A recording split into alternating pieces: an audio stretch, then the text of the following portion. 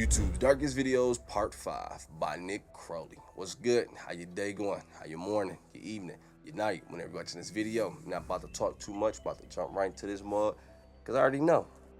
It's Nick Crowley. It's about to get dark AF. Yo, you want to check out the original video? The link will be in the description below, but let's go. And so our story begins. Before it's over, we hope you will never forget it. It starts with a chance encounter.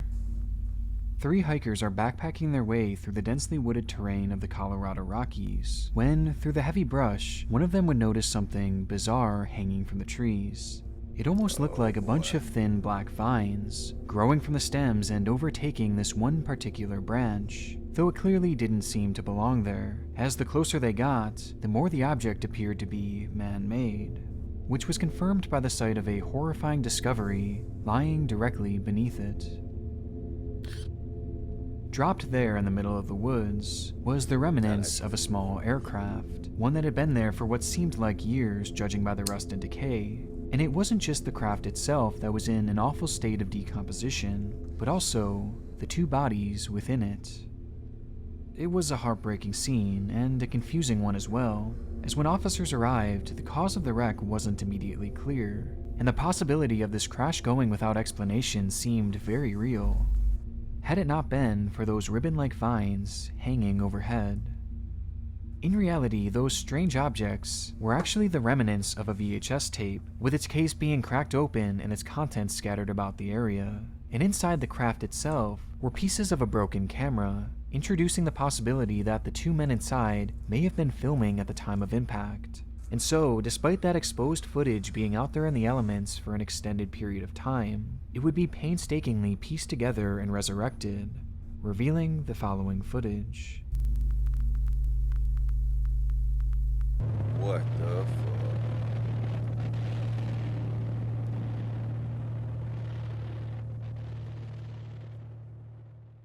On board the airplane had been 36-year-old pilot James Cadell, who had been taking his friend Ronald Wilmond for a flight from Granby to Jeffco, two regional airports in central Colorado near the foothills of the Rocky Mountains, which explains the breathtaking scenery that's so apparent throughout the footage. Throughout the 6-minute recording, we hear brief moments of monologue from James as Ronald sits by. I was wondering if we was gonna hear somebody speak. This is beautiful as hell, man. Throughout the 6-minute recording, we hear brief moments of monologue from James as Ronald sits behind him soaking in the view. Oh, look at that down there, Ronnie, on the left.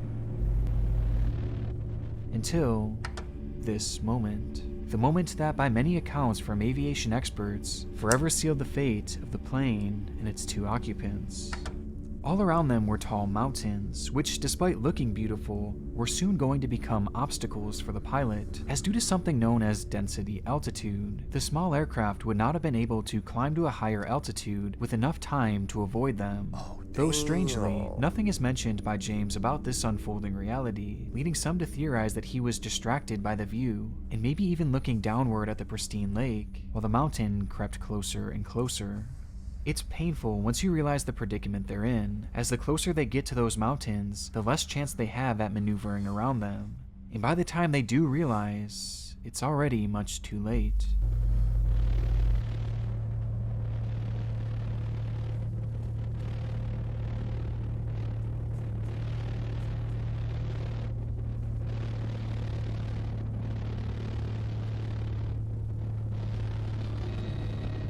No! Damn, hang on, Ronnie!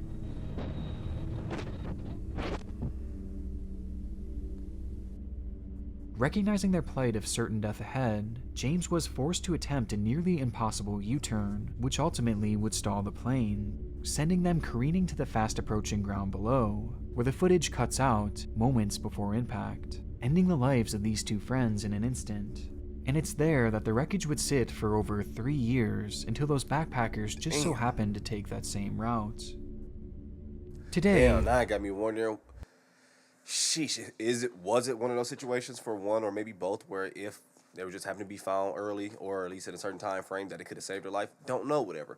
I'm not really seeing this as dark. I mean, think thank goodness this is more sad than anything. Look, bro, it was just his friend. I mean, we got time left. I'm gonna see what happened. But it's like it was a friend just giving a friend a lift on a plane, which was dope, man. And I'm wondering, like, did he not know this route? Like, has he not done it before? I don't know. Let me see. So those backpackers just so What happened to the take that same route. Today, the video is used as a teaching lesson for so many up-and-coming pilots, as countless schools across the country show the tape to their students in the hopes of preventing a similar tragedy. But evidently, the film has also found a home in the depths of this very site, where it has come to be known as one of YouTube's darkest videos. For once again, he has come face to Oh, face rest with the in peace adverse to them. effects of density altitude.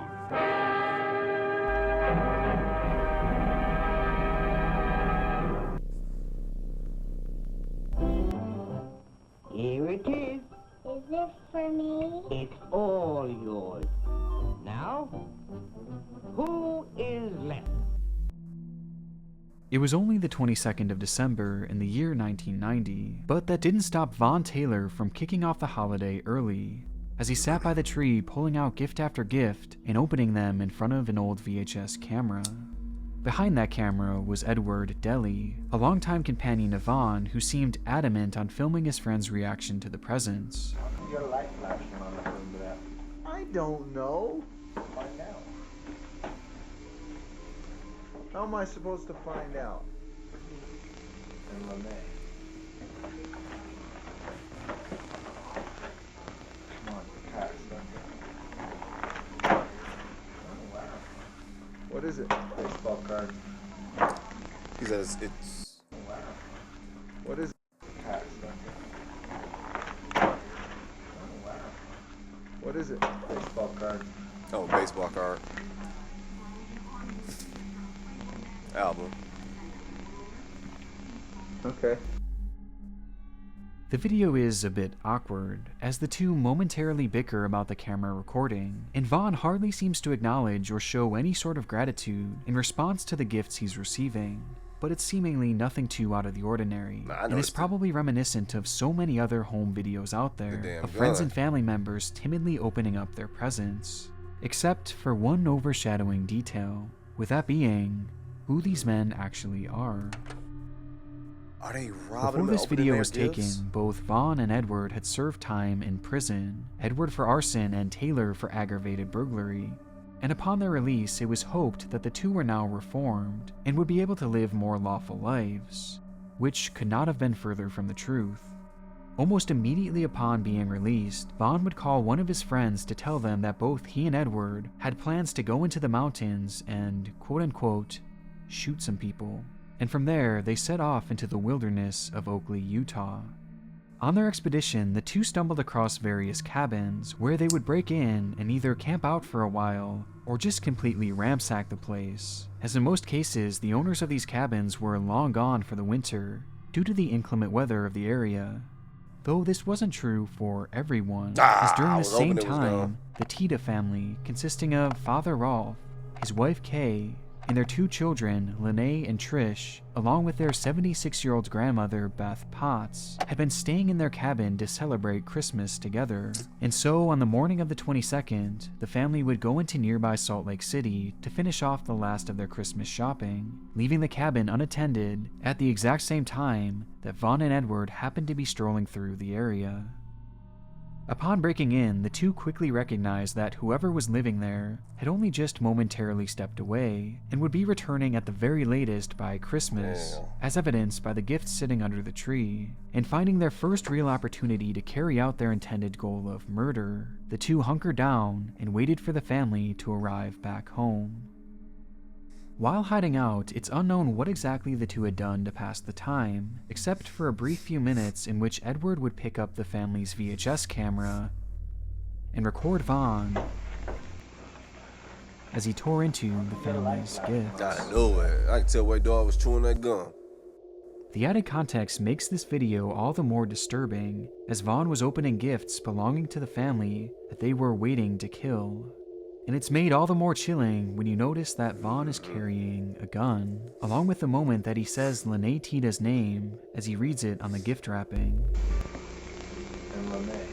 And worst of all is that the gravity of the situation they were currently in clearly had no impact on these two men, as they were completely emotionless. And unsurprisingly, things only get darker from here, as after a few hours, Beth, Kay, and Lene would pull into the driveway. Upon entering the house, the pair of men would immediately point their guns at the family and start making demands, to which Lene responded by praying to God that her and her family be spared, which was of no use, as Edward turned to her and claimed that her prayers wouldn't work, as he only worshipped the devil. And moments later, the two would grab her mother and grandmother and end their lives for no apparent reason.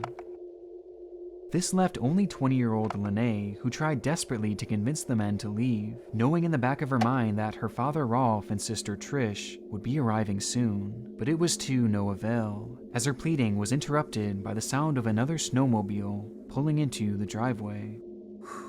Upon exiting their vehicle, both Trish and Rolf would be held at gunpoint, with Rolf being told to strip his clothes and give up all his money. Again, pleas were made to just take anything and leave them alone, but the two men remained unfazed. They wanted to cause pain and anguish to anyone and everyone, and nothing was going to stop them. And so, Vaughn pointed his gun at Rolf and pulled the trigger, striking the man in the face before delivering one final blow to the back of his head, leaving just the two daughters. Having thoroughly decimated what just an hour before was a happy, healthy family, Vaughn and Edward would cover Rolf and the cabin in gasoline and set them on fire, before hijacking the snowmobiles with the two remaining daughters and driving away down the hill to a nearby road. However, they weren't alone. On their way out, the kidnappers and their victims would notice a man waving to them in the distance, with the individual being Randy's. Victims would notice a man waving to them in the distance, with the individual being Randy Zorn, their uncle, who recognized the two girls and attempted to flag them down. However, knowing that had they acknowledged their relationship, it would almost certainly get the man killed, they chose to ignore him and told the kidnappers that they had no idea who he was.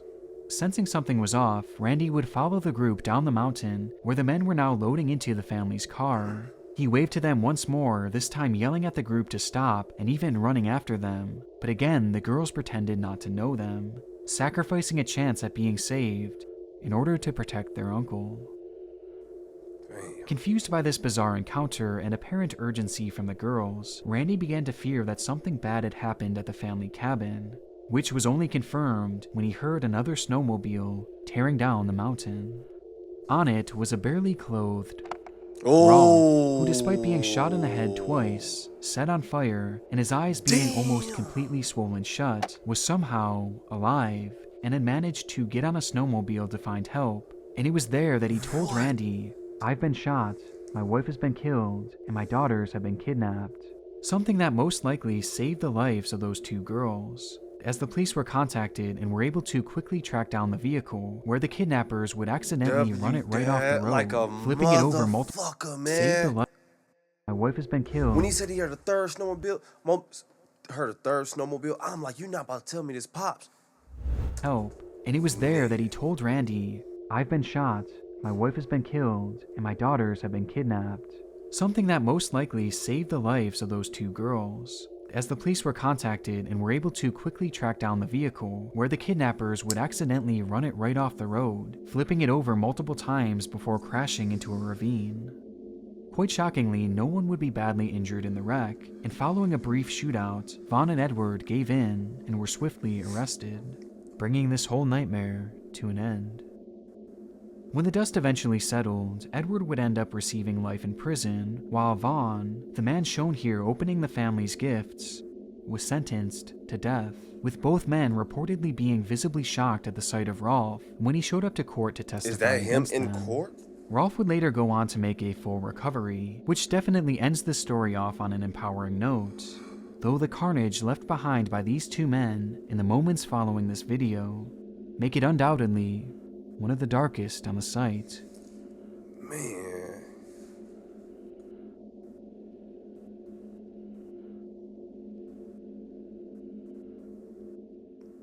Like Shout this. out Pop, shout out Unc. Let me go back. naked and all, was able to find the snowblower still, had to get the keys, had to start it up after we heard what happened to him. Ah! What? I gotta keep watching the southwest side. It's where most of them come from. You think it's likely? No. The odds are way against it, even in weather like this. But there's always a chance. The day was already off to a terrifying start, as hail began to fall from the sky and the sun became completely concealed by the dark clouds forming overhead.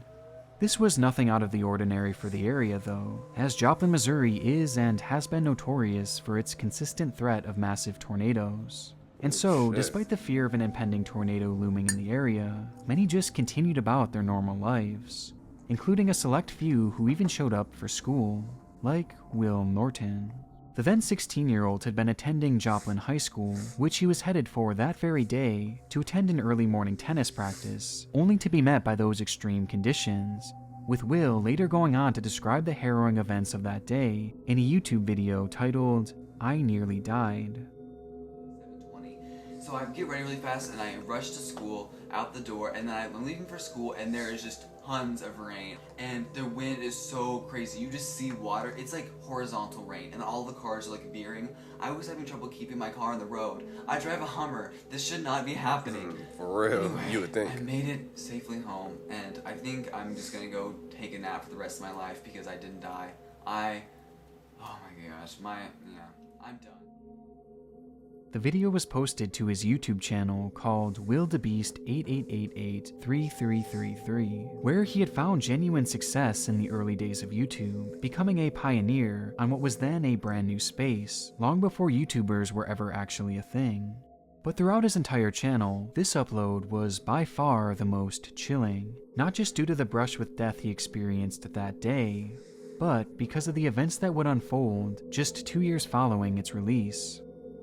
The date was May 2nd, 2011, but for students of Joplin High School, they simply referred to it as Graduation Day, the day in which Will and his classmates would walk the stage into the next chapter of their lives. It was an event that Will and his family watched excitedly from the crowd, before the moment was interrupted by the ringing of a tornado siren.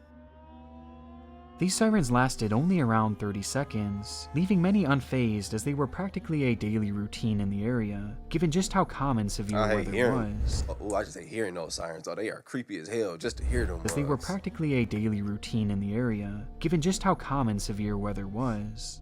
And with no further alerts coming through their phones, aside from a standard warning letting them know that conditions were ripe for a tornado, things continued on as normal from there. With the rain now starting to fall, Will's sister, Sarah, along with their mother and grandmother, chose to hop in the car and head home in order to get a head start on preparation for the night's graduation party, leaving Will and his father around 20 minutes behind, with Will driving the two home in his beloved Hummer, which he had mentioned often across his channel. And with that, the family was split up into two cars, one that at this point was almost home, and another that was just beginning their route. Which is when things began to get more worrisome. Suddenly, the rain fell even harder, and the winds began blowing horizontally, to the point that trees were starting to bend over and eventually... I know it is a meme already, but I was legit wondering, like, yo, if that shit would smack your ass, that would hurt, man. A stop sign, you know, you ever, like, touch one of the more heavy as shit? Well, no smack you, boy. To get more worrisome. Suddenly, the rain fell even harder, and the winds began blowing horizontally, to the point that trees were starting to bend over and eventually break due to the strain. Recognizing the worsening conditions, Mark would call Sarah, who had just arrived at home, to ask her to open the garage for them so they can pull right in and avoid having to get out in this worsening weather. A request that couldn't be completed, as right after their phone call, the power would suddenly shut off, rendering the door impossible to open. And so, Sarah called back with the update to let the two know that they would likely have to park outside and make a run for it through the front door. Though by this point, the sound of wind was nearly deafening over the phone, and despite repeatedly asking, "Dad, where are you?" all she could hear was wind. Until the sound was broken by her father yelling, "Will, pull over. There's the tornado. Pull over." From the KSN Storm Center, this is a severe weather alert. Good evening. We've got some information on this storm. Let's go ahead and go to the Freeman First Alert Doppler radar. Trained weather spotters in Galena are reporting now sightings of funnel clouds going off in Joplin. Those are definitely power flashes that we are seeing on the ground. Have a tornado on the ground? This is a tornado. Yeah, this is a very dangerous situation. We cannot stress this enough. If you are in Joplin, please take cover. No, it is certainly going off. I'm just looking out the door right now. Please do not go outside.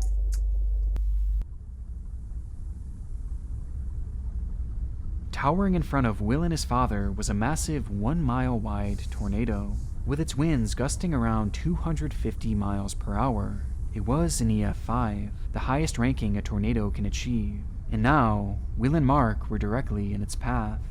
Suddenly, my bad, dog. Tornadoes creep me the hell out.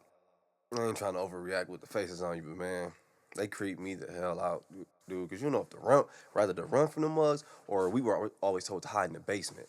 But man, people, they'll get caved in on when they do that. Or they'll say hide in the bathtub or something, right? 150 miles per hour. It was an EF5, the highest ranking a tornado can achieve. And now, Will and Mark were directly in its path. Suddenly, all Sarah could hear over the phone was the sound of crashing and destruction, before the call would be dropped.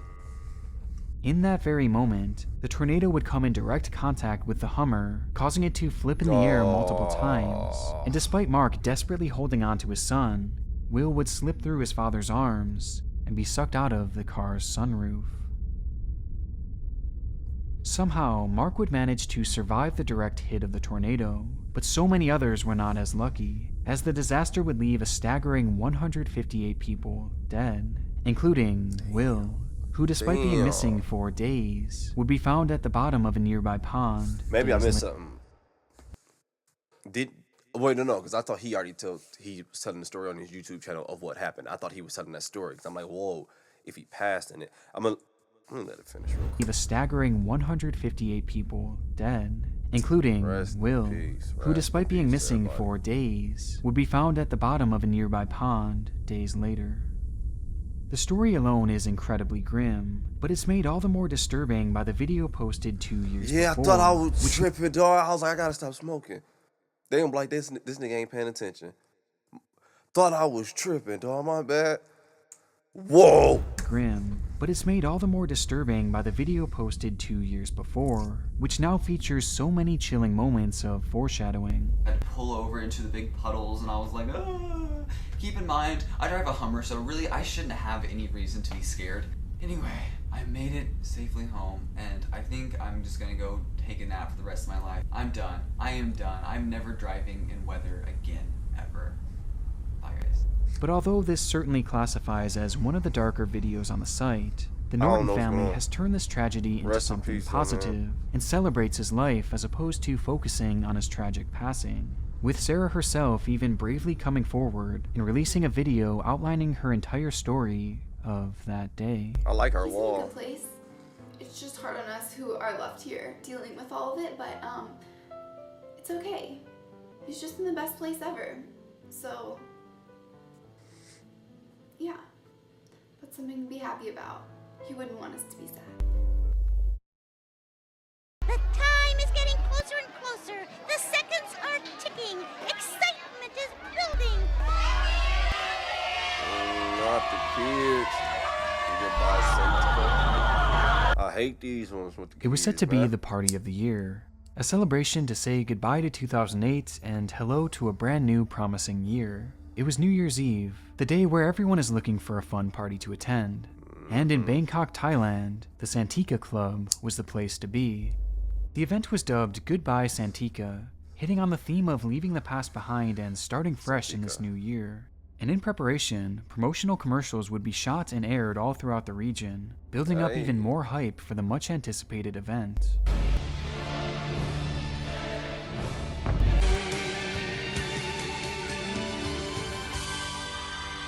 Goodbye, Santika. It promised to be their best show yet, with live music from numerous well-known artists and, of course, lots and lots of alcohol. And sure enough, as New Year's Eve rolled around, this hype would translate into a large crowd swarming the doors to be part of this special occasion. And as the clock ticked closer and closer to midnight, the crowd only continued to grow, with it being estimated that as many as 1,000 people were in attendance. At this point, very few videos exist from this night, though in the time since, 3 key clips have come forward that piece together the events which transpired once the crowd had gathered. At 11:44 p.m., with the big day only minutes away, this video was taken up close to the stage, showing not only the high energy of the night, but also the massive people crammed into this venue.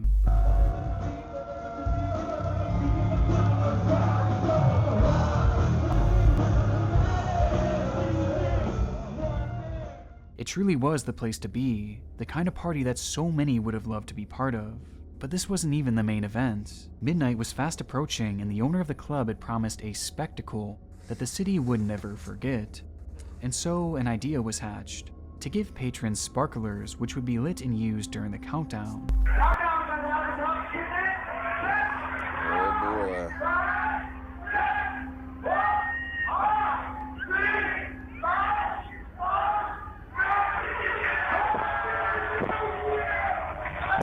Fire and drunk people? I don't know. And everybody has one. The camera shuts off after first showing a happy couple celebrating together, and then panning to the stage where the performers were hyping up the crowd even more and launching pyrotechnics of their own into the air, adding to the explosive atmosphere within the club. And finally, we have our third and final video. This one having taken place just a few minutes following the cell phone footage. Only this time, the cameraman was outside of the venue.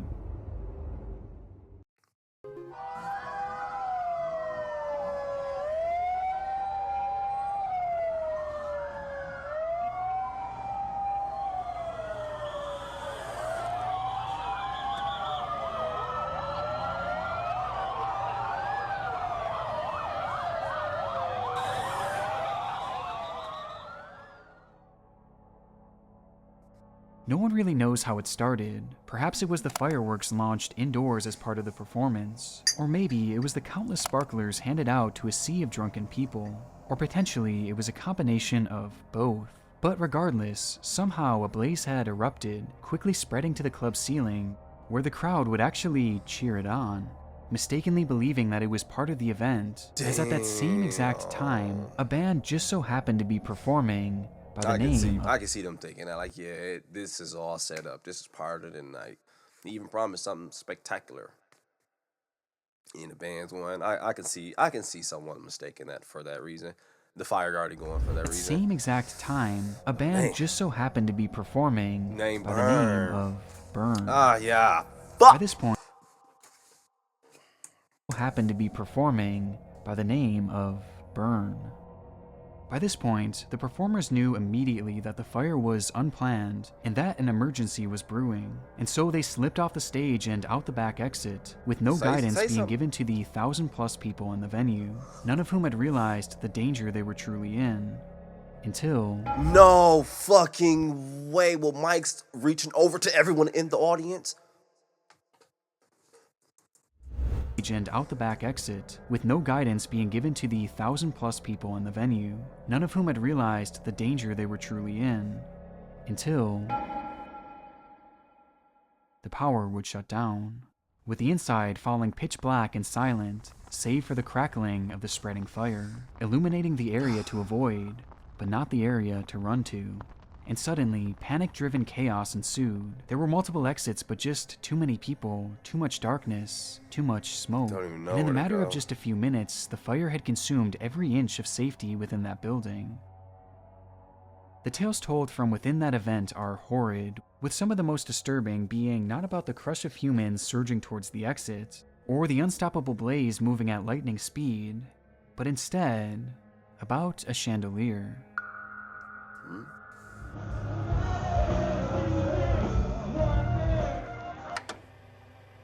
In the video preceding the disaster, we see briefly through the low-quality imagery a chandelier, the club's crown jewel, measuring in at a whopping 10 meters in diameter, and weighing over a ton. And while the fire began to spread to the ceiling, it came in contact with the base of this massive artifact, causing it to heat up and eventually snap from its supports, landing on top of the crowd below and taking the lives of multiple people. When the smoke eventually cleared on the catastrophe and the carnage was fully revealed, it would be announced that 67 people had lost their lives that day, with countless others being burned and permanently disfigured, leading to the club owner being jailed for 3 years. Despite the true cause still being debated to this day, the video from directly beforehand shows just how lax the safety measures were, as even if they weren't the direct cause, giving sparklers to 1,000 drunken people indoors was just a disaster waiting. Man, I wasn't trying to foresee the story or anything, but I'm like, yo, this is just not adding up, dude. Don't get me wrong, been in situations where it's like, yeah, it definitely was stupid and having a good time and we're drunk. I could see me easily going for that. And I love to have a good time in the club, especially on New Year's. Ugh. But I'm not understanding that part of giving it to everyone. And I'm also not understanding, like, yo, we have these mics. I'm here performing songs for everybody. Obviously, everyone can hear. Notice this is BS. Just dip. Like, yo, this is not a part of the show. Everybody get out. I still been running, but I said something while running. That way they can still, at least still know where they may be trampling each other for the exit, but at least we know we got to go to the exit. What the fuck, and shows man? Just how lax the safety measures were, as even if they weren't the direct cause, giving sparklers to 1,000 drunken people indoors was just a disaster waiting to happen. And in the end, the party truly did live up to its name. Goodbye, Santika, as the club was burned past the point of recognition, and now sits as dark as the videos surrounding it. Wow, rest in peace to them. Chapter 5.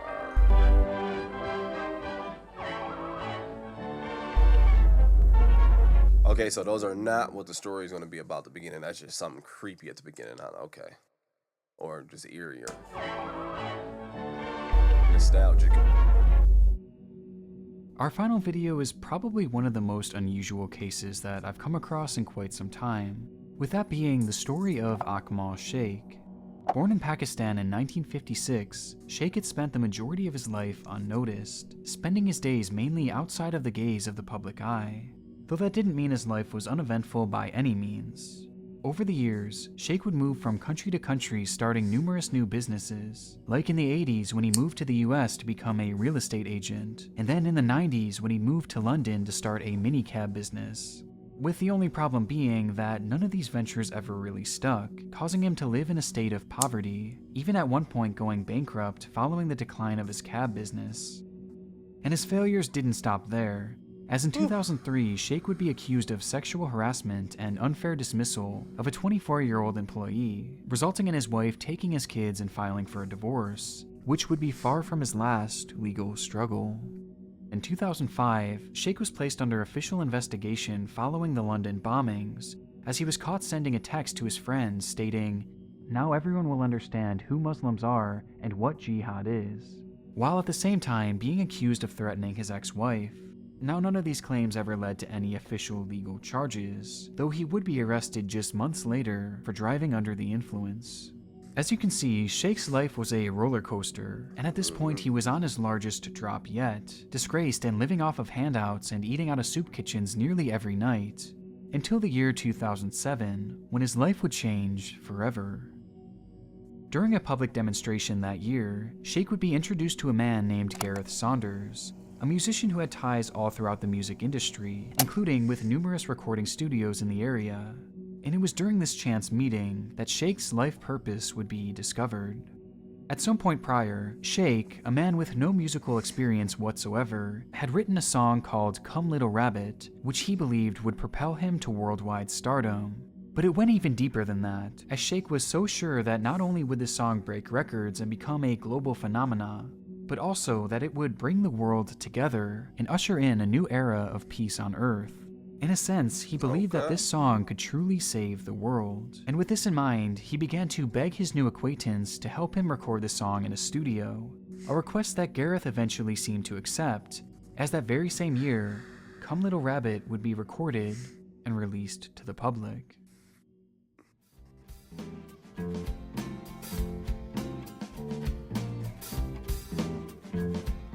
Come little rabbit, come to me. Come little rabbit, let it be.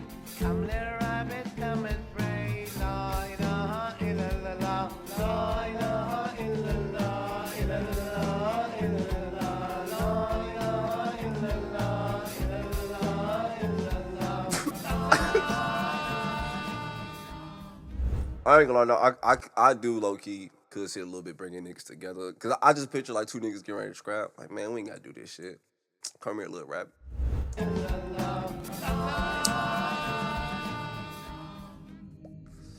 As you can probably tell just based on how things are going so far, the song did not perform as intended, and sadly the world did not come I'm sure my together. niggas inflate this song. I think it's gonna work. I'm sure.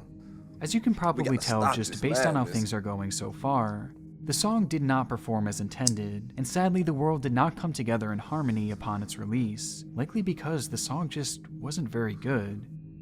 The sad reality of the situation was that Akmal Sheikh was a very mentally unwell man, and these big dreams that he had throughout his life were, in most cases, more so delusions. And though we don't know for sure what exactly he was suffering from, many close to him described his behavior as being on par with severe bipolar disorder, and Come Little Rabbit was the latest example of his struggling mental state, representing a point in which he detached his furthest from reality.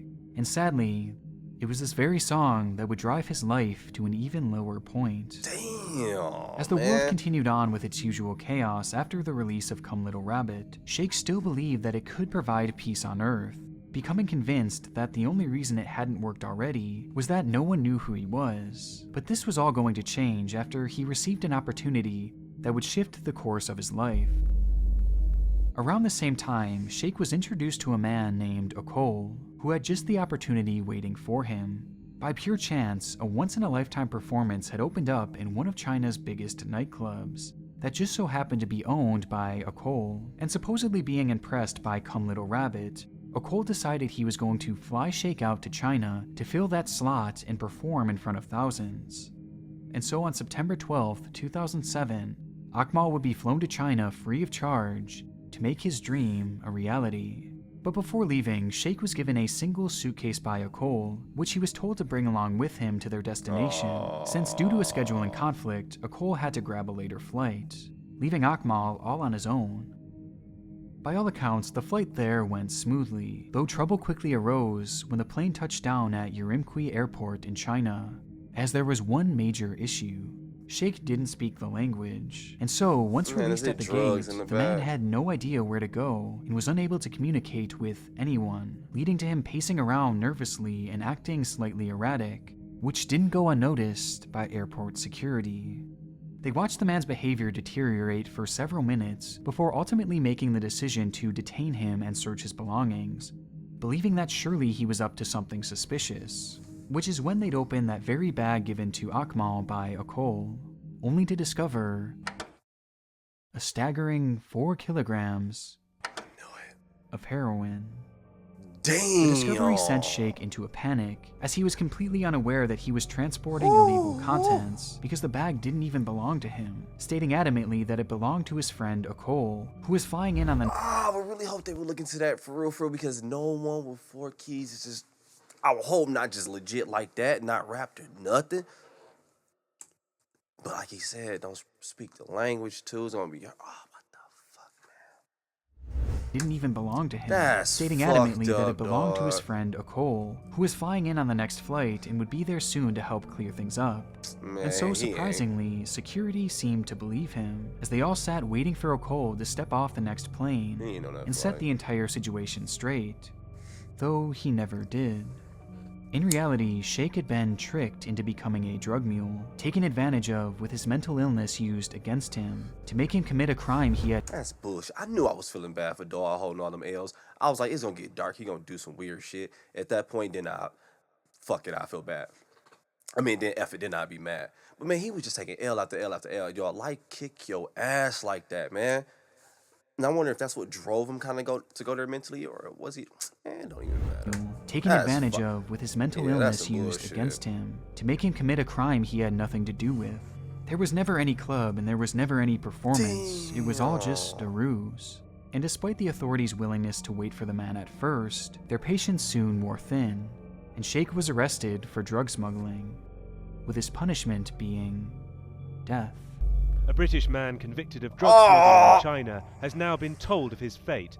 Akmal Sheikh will be executed by firing squad within 24 hours unless the Chinese authorities have mercy on him. His family says he has a history of mental illness and may have been duped into smuggling drugs by traffickers.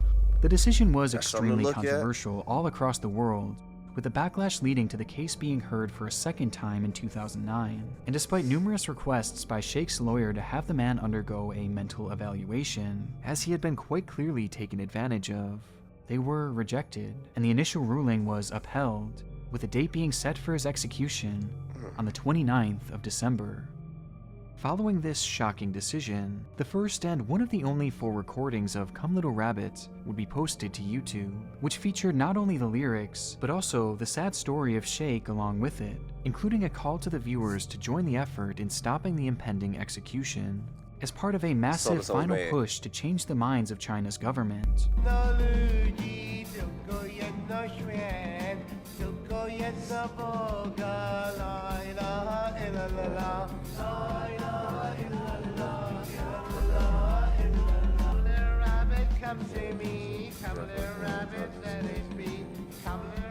So the song is about his story. I do want to, after this, I'm not going to do it live. I do want to go hear it to see if that's the case with the captions, to see if what's going on, dog. Because this shit's not fair, dog. Life ain't fair, dog. We hear it all the time, man.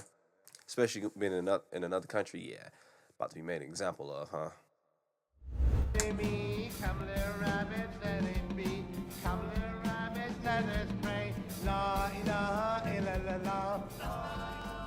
I'm not gonna lie, it doesn't mean I'm gonna say the song is a good song. I'm not gonna lie, though. It's not. But I do want to go see, man. But it was no use. Damn, and on the morning of December 29th, Akmal Sheikh would receive a lethal injection, with China supposedly walking back their plans to execute him via firing squad. Though either way, the man was dead, and his body would never be returned. Today, the video of Akmal's song and the pleas to save his life remain as a forgotten relic here on YouTube, encapsulating the story of a man whose desire to bring the world together in song was cruelly taken advantage of. And though it was peace that he was so desperately seeking, the song would only lead to his ultimate demise. Come little rabbit, come to me. Come little rabbit, let it be. Come little rabbit, come and pray. La ilaha illallah. La ilaha illallah. Cottonmouth kicking my A right now, and I ain't got no more water. But either way, God definitely want to say rest in peace to everyone who fell victim to all of these tragedies and these stories. And also to these survivors, these families of these victims, man. I definitely want to send my biggest peace to you guys as well. I definitely mean that. Hey, I'm going to go ahead and get up out of here, y'all. Go ahead and enjoy your day, your morning, your evening, your night. But I'm out.